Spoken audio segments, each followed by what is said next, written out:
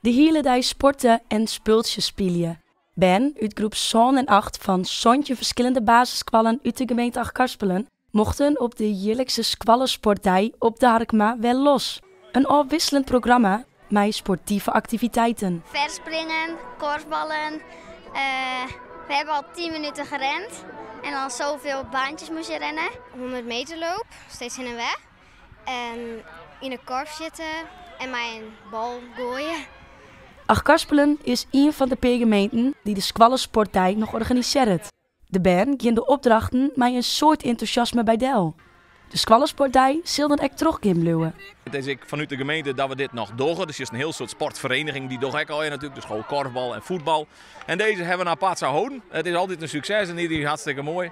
Nou, wij vinden bewegen vanuit de gemeente hartstikke belangrijk. Dus het is 1 en 1 is 2 dan. Hè. Wat vind je nou het leukst wat je hem goed kind van?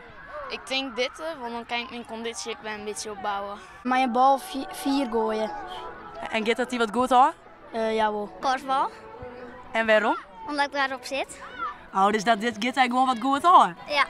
Ik denk de estafette, ja. En waarom? Ja, ik hou wel van snel erin. Na de speeltjes is het midjes nog tijd voor een estafette. Aan het eind van de dag worden de scores van alle band bekendmaken.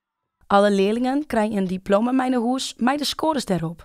Een traditie die het al tientallen jaren bestaat. Ik krijg mijn collega's erover. Nou, die zei ik heb hem ook nog lezen, deze. Dus het is een soort traditie dat de oude lui, die hebben diezelfde diploma's ook nog.